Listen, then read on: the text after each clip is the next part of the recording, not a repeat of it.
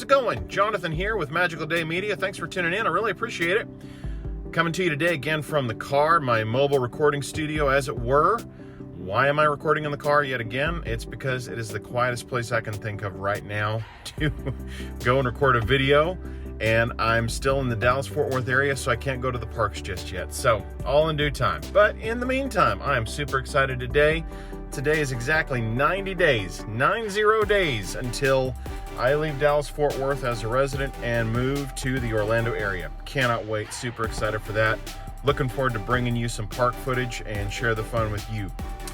I also want to come to you today with some hopefully useful information. I've had a few friends talk to me lately and ask me, hey Jonathan, what do you do if it's my first trip to Disney World? What do I need to do? Well, it's been enough friends that I thought it might be good to have a video series, and at the very least I can refer to them to see these videos. So here we go. We're going to break it up into a few videos, so stay tuned. More is going to be coming down the pike. But today I wanted to talk about the first question, which is when should I go? We're going to assume that things are back to normal, meaning 100% park capacity. Masks may or may not be an issue.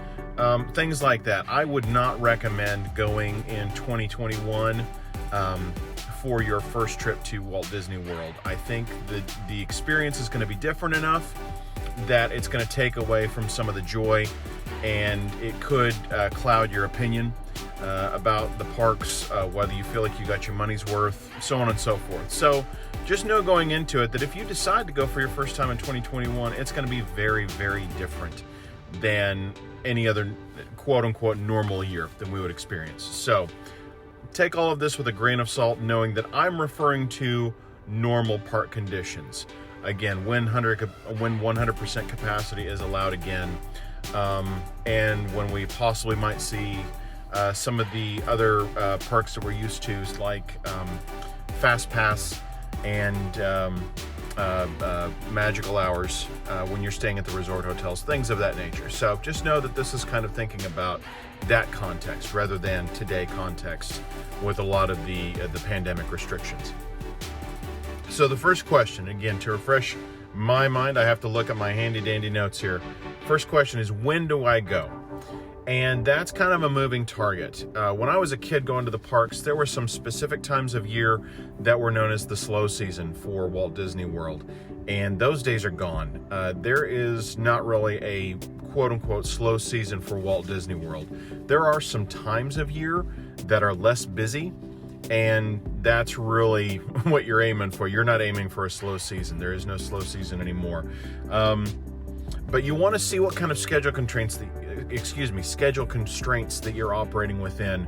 For instance, are you or anybody in your traveling party teachers that they can't take vacation time or anything like that? Is it possible to take the kids out of school if you're taking kiddos with you? Can they miss school? Is that going to really hurt things for them? Getting back, having to catch up a lot of work, things like that. So really look at your schedule and see if there's any kind of constraint that is going to, at first dictate when you're able to go to the park. The next thing you want to consider is, is there a special time of year that is really important to you and your family, or even anybody in your party? Pro tip here: if you have somebody in your group who is not really sure about this whole Disney thing, this whole Disney World thing, thinks it's just for the kids, that they're not going to have any fun, pick a time of year that's really important to them. For instance, if you have somebody who's not really a big Disney fan, but they love Christmas, go when the Christmas decorations are up. If you like Christmas and you're not absolutely swayed and blown away by the Christmas decorations in the parks, there's something wrong with you. Think about that. Or if there's somebody who's really into Halloween, but they're not sure if they're going to like the parks, go during Halloween. The decorations, and again, when they have parties, if you can go to one of the parties, that's going to really bring them around on the trip and really going to, help them have some fun, especially when they weren't expecting to have too much fun. They kind of went reluctantly. So think about that when you're planning your time to go. If you are looking for a time of year that might be slower than another time, and again, referring to my notes here, I have some dates written down here. The first time is, and really this is my favorite, is early December. because you get all of the Christmas decorations. Christmas is my favorite time to be in the parks.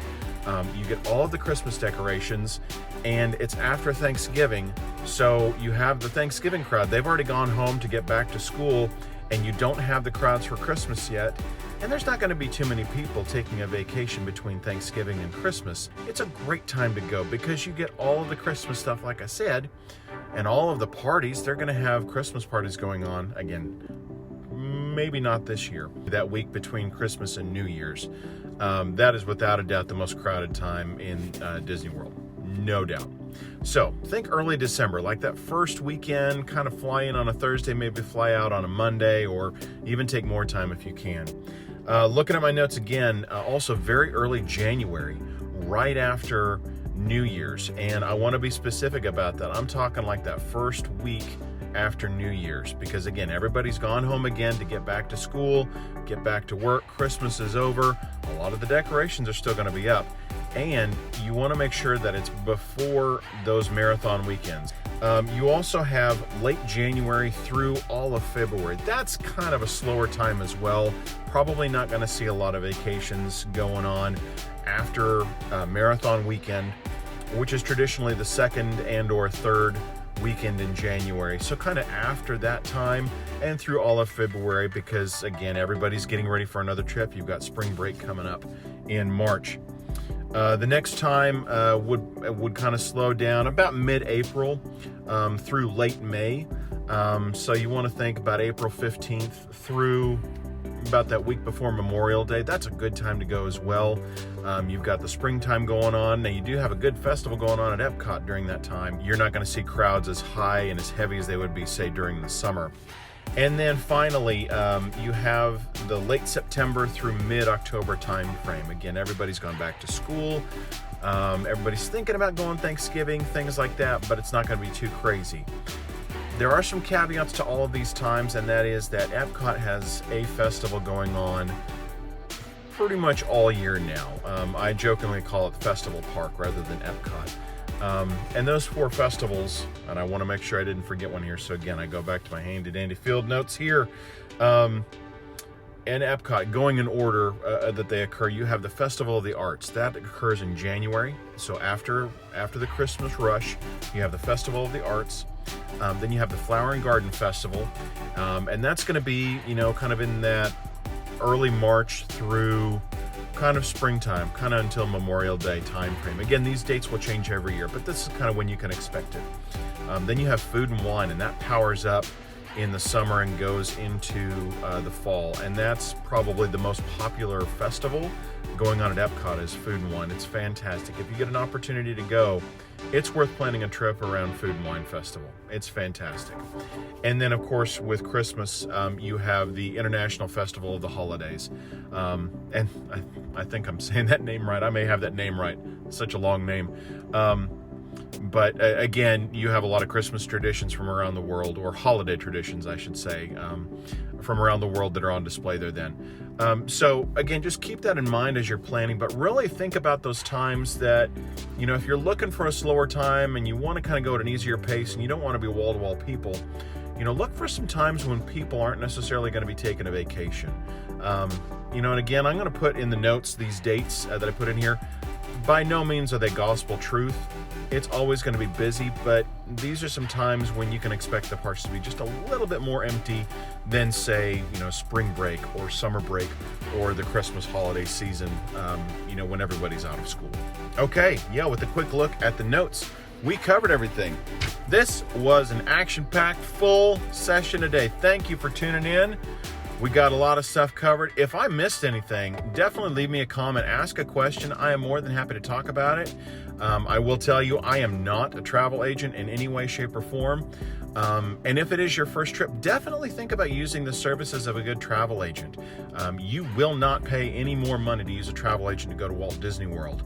In fact, if you have a travel agent trying to charge you money, run fast, because they're paid by Disney to book your trip. So they should not be charging you to book your Disney World vacation. So definitely give that some thought, because they can help you out with a lot of those logistics. But they can also keep watching as specials come out, and they can really save you some money if the stars align there, that you wouldn't be watching for. So maybe give that a thought. I'm not paid by them. This is not sponsored by them, but I can tell you resortlooptravelgroup.com. And again, they're in the comments, or they're in the notes, excuse me. They're a very reputable company. I've never used their services because I'm kind of a pro going to Disney World. But I follow these guys. They have a great podcast, resortloop.com. And they're a very reputable company, great guys, definitely know what they're doing. So if you are looking for a travel agent to do this heavy lifting for you, definitely drop them a line. They'll do a great job for you. Again, I'm not sponsored by them. I've never even met them. I just know about them, and I know their work is quality, and you can trust them. So all that said, feel free to ask me some questions in the comments, because likely if you've had that question, somebody else has too. And let's keep the conversation going. And of course, as it is YouTube, like, subscribe, hit that notification icon, and we'll talk to you next time. Thanks for watching. Have a great one. Bye-bye.